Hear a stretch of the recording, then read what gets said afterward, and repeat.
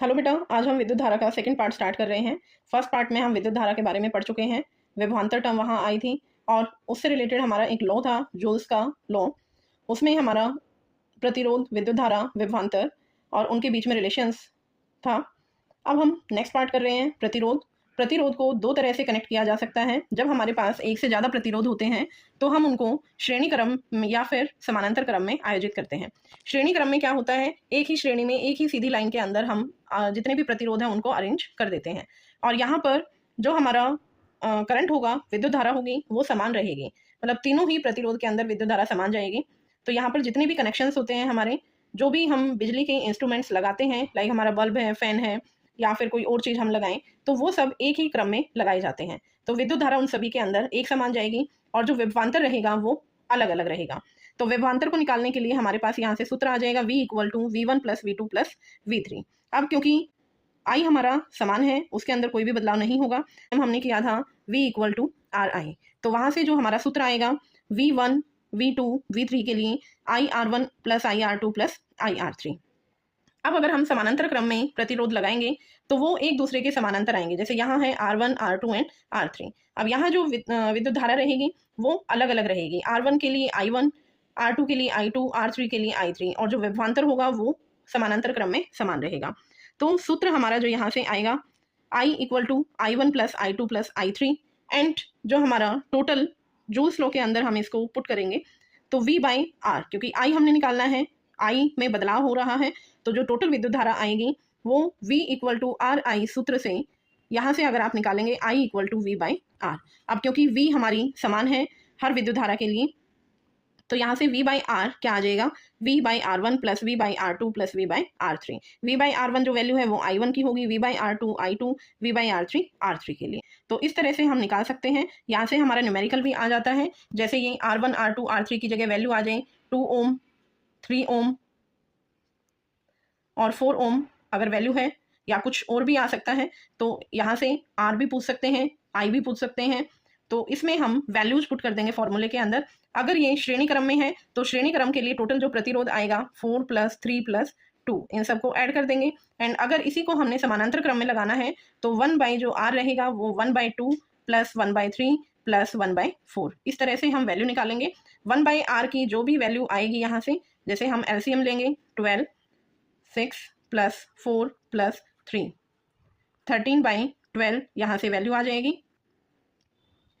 तो R की जो वैल्यू आएगी, क्योंकि ये तो 1/R की वैल्यू है, तो R की जो वैल्यू आएगी वो क्या होगी, 12/13। तो हम यहाँ से अपने न्यूमेरिकल सॉल्व कर सकते हैं डायरेक्ट फॉर्मूलाज के अंदर वैल्यू पुट करके। अब है जूल का ऊष्मीय सिद्धांत। जब हम किसी भी यंत्र से विद्युत धारा प्रवाहित करते हैं तो वो यंत्र काम करने के साथ साथ कुछ ऊष्मा भी उत्पन्न करता है, वो यंत्र गर्म हो जाता है। जैसे हम अपने आसपास अपने उदाहरण देख सकते हैं। जब हम फ़ोन को चार्ज करते हैं तो फ़ोन को अगर आप हाथ लगाएंगे थोड़ी देर के बाद वो गर्म हो जाता है। बल्ब को जब आप जलाते हैं तो थोड़ी देर बाद अगर आप उसे टच करेंगे तो वो बहुत गर्म होता है, हमारे हाथ को भी जला सकता है। इस तरह से हमारे बिजली के जितने भी यंत्र होते हैं वो काम करने के साथ साथ गर्म भी हो जाते हैं, क्योंकि जो कार्य वो कर रहे हैं कुछ ऊर्जा ऊष्मा के अंदर परिवर्तित होती है और इस ऊष्मा को हम H से रिप्रेजेंट करते हैं, हीट, ऊष्मा। तो यहाँ से जो हीट होती है, ऊष्मा होती है, वो 3 चीज़ों पर डिपेंड करती है। पहला है जो विद्युत धारा प्रवाहित करते हैं, ऊष्मा उसके स्क्वायर के समानुपाती होती है, अनुक्रमानुपाती होती है। H directly proportional to I², I विद्युत धारा को रिप्रेजेंट कर रहा है। सेकंड पॉइंट है प्रतिरोध के अनुक्रमानुपाती होता है, मतलब जितना ज्यादा प्रतिरोध होगा उतना ही ज्यादा ऊष्मा वहां से प्रवाहित होगी। तीसरा है जो प्रतिरोध में प्रवाहित धारा है वो समय के अनुक्रमानुपाती होती है, जितने ज्यादा समय तक हम विद्युत धारा प्रवाहित करेंगे उतनी ही ज्यादा ऊष्मा वो प्रवाहित करेगा।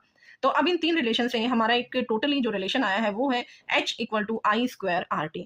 अब हमने पीछे पढ़ा था जो हमारी ऊर्जा है वो शक्ति गुना समय के बराबर होती है। मतलब जितनी शक्ति हम देते हैं, जितनी पावर हम लगाते हैं, जितने ज़्यादा समय के लिए, वो भी क्या है, हमारा ऊष्मा के बराबर है। अब ये H = I² RT कैसे आया, कैसे हमें पता चला, 3 चीज़ों पर निर्भर करता है।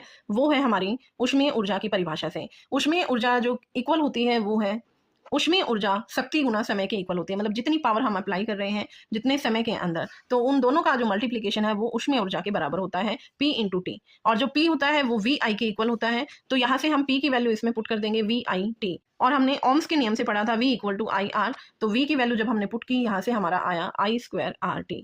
तो ये रिलेशन हमारा यहाँ से निकल कर आया है।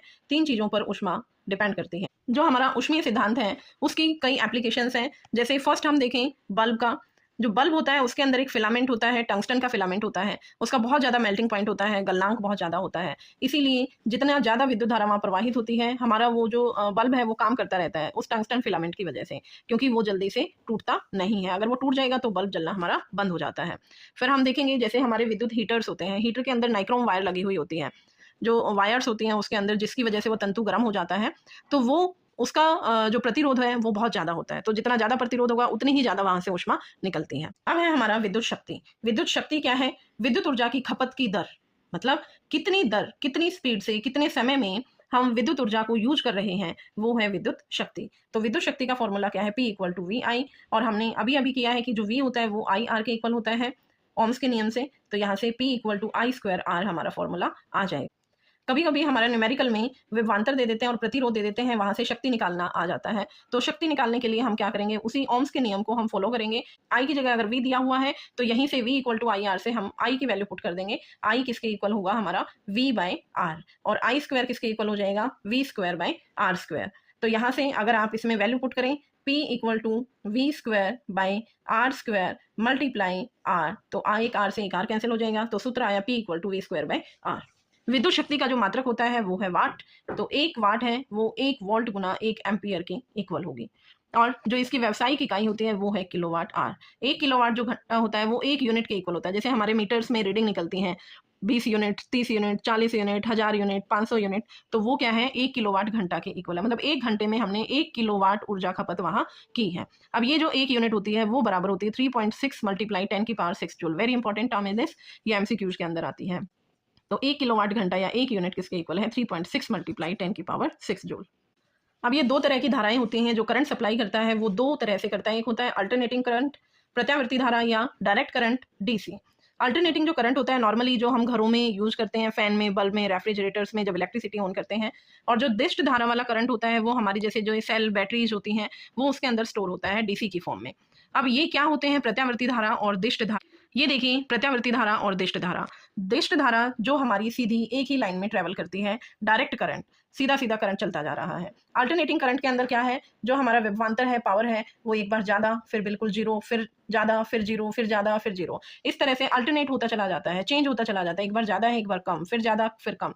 लेकिन जो करंट सप्लाई करता है वो हमें दिखता नहीं है अल्टरनेटिंग करंट कि ये ज्यादा कम हो रहा है। वो क्यों? क्योंकि इसकी जो फ्रीक्वेंसी होती है वो बहुत ही ज्यादा होती है। एक सेकंड में ये 50 टाइम्स 50 साइकिल बन जाती है। ये एक साइकिल होती है, तो एक सेकंड के अंदर ये 50 साइकिल होती हैं।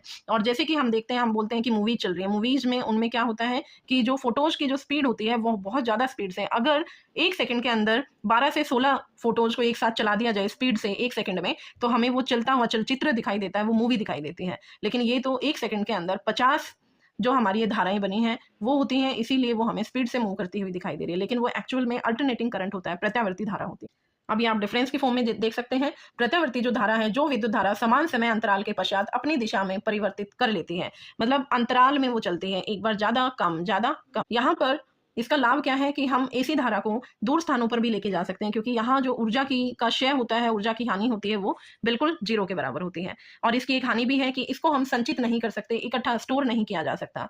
दिष्ट धारा क्या है?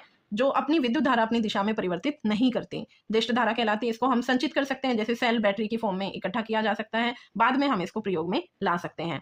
क्योंकि यहाँ पर ऊर्जा का क्षय ज्यादा होता है, ज्यादा हानि होती है, जल्दी जल्दी ये ऊर्जा खत्म होती चली जाती है, हम इसको दूर वाले स्थानों पर नहीं लेकर जा सकते। अब है हमारे घरेलू विद्युत परिपथ। 3 प्रकार की तारों का प्रयोग किया जाता है घरों में। जो हमारे छोटे यंत्र होते हैं उनमें 2 तारें होती हैं, और जो बड़े यंत्र, हाई पावर के यंत्र होते हैं, जैसे हम अपनी प्रेस में देखें, एसी के अंदर देखें, स्विच में, या फिर फ्रिज के अंदर देखें, तो वहां 3 तरह की तारें होती हैं। एक लाल तार होती है जिसे धनात्मक विद्युन्मय तार बोला जाता है, दूसरी काली तार होती है, ऋणात्मक होती है, और एक भू संपर्क तार हमारा बचाव करती है, तो ये हरी रंग की तार होती है, अर्ध वायर होती है। घरों में जो हमारा विभवांतर आता है वो 220 वोल्ट का विभवांतर होता है। जो हमारे घरों में बिजली आती है वो मेन जगह से, खंबे से आती है, या जहाँ ट्रांसफॉर्मर्स लगे होते हैं वहां से फिर हम घर में फ्यूज लगाते हैं। फ्यूज के बाद हमारा मीटर होता है, और मीटर से फिर हम वितरण बॉक्स लगाते हैं। मतलब अलग अलग जगह पर अगर हमें बिजली लेके जानी है, उनके अलग अलग कनेक्शंस करके वहां हम वितरण कर देते हैं। तो इस तरह से हमारा ये परिपथ होता है। अब यहाँ जो भू संपर्क तार है हमारी, ये भू संपर्क तार क्या करती हैं? धात्विक कारण से विद्युत धारा का क्षरण करती हैं, तो यह हमें विद्युत आघात से बचाती है। मतलब जो करंट सर्किट हमें लगते हैं वो भू संपर्क तार की वजह से हम बच जाते हैं। जो करंट होता है हमारे शरीर का करंट, वो सीधा अर्थ में चला जाता है। लघु पतन क्या होता है? लघु पतन होता है जब एकदम से अकस्मात विद्युन्मय तार या उदासीन तार दोनों एक दूसरे से चिपक जाती हैं, सीधे संपर्क में आ जाती हैं, तो लघु पतन होता है। शॉर्ट सर्किट होता है जिसकी वजह से आग भी लग सकती है। अब जो लघु पतन होता है उसकी वजह से प्रतिरोध कम हो जाता है। आर और आई का रिलेशन उल्टा होता है। हमने ओम्स के नियम में पढ़ा था, अगर आई बढ़ेगा तो आर कम हो जाता है, आर अगर ज़्यादा होता है तो आई भी कम हो जाता है। अब जब लघु पतन होता है तो वहाँ से परिपथ कम प्रति अब जब लघु पतन होता है तो वहाँ से प्रतिरोध कम हो जाता है। प्रतिरोध कम होगा तो विद्युत धारा बढ़ जाएगी, और विद्युत धारा बढ़ेगी तो वहाँ आग लग जाती है और अतिभारण हो सकता है। अतिभारण क्या होता है? जब क्षमता से ज़्यादा विद्युत धारा कहीं पर जाएगी तो वो होती है अतिभारण। अतिभारण जब विद्युत धारा की क्षमता से ज़्यादा विद्युत धारा खींची जाती है। अति भारण जब विद्युत तार की क्षमता से ज्यादा, मतलब एक पतली सी तार है और उसमें विद्युत धारा बहुत ज्यादा प्रवाहित करे तो वो तार क्या होगी? जल जाएगी, और इसे ही हम कहते हैं अति भारण। ये किस वजह से हो सकता है? प्रतिरोध कम होने की वजह से। अब इसका कारण क्या है? आपूर्ति वोल्टता में दुर्घटनावश होने वाली वृद्धि, एकदम से बहुत ज्यादा वोल्टेज की बिजली आ जाए, या एक ही सॉकेट में बहुत सारे हम विद्युत यंत्र अगर लगा देते हैं तो वहां लोड पड़ जाता है, जिसकी वजह से अतिभारण होता है। अब इस अतिभारण से बचाव के लिए हम घरों में कुछ सुरक्षा युक्तियां लगाते हैं। ये देखिए, अतिभारण से बचाव के लिए हम इन सुरक्षा युक्तियों को यूज करते हैं। एक तो भू संपर्क तार लगाई जाती है कि अगर बहुत ज्यादा बिजली कहीं आ गई है तो वो अर्थ से नीचे चली जाए। और दूसरा है विद्युत फ्यूज। फ्यूज में आप देखते हैं यहाँ पर एक तार लगा दी जाती है जिसका जो गलनांक है वो कम होता है। अगर इन केस कहीं भी अतिभारण हो जाता है, ज्यादा विद्युत धारा प्रवाहित होती है, तो ये तार यहाँ से टूट जाएगी, और जैसे ही ये तार यहाँ से टूटेगी तो हमारे घर की बिजली की सप्लाई बंद हो जाती है। ऐसे ही जो हम अलग अलग जहाँ कनेक्शन करते हैं छोटे छोटे यंत्रों के अंदर, तो उनमें भी ये फ्यूज लगा दिए जाते हैं। और दूसरा है एमसीबी, मिनिएचर सर्किट ब्रेकर। ये भी फ्यूज की तरह ही काम करता है। ये अपने आप एमसीबी डाउन हो जाते हैं विद्युत धारा ज्यादा होने की वजह से। तो ये था हमारा आज का chapter. Thank you, bye bye.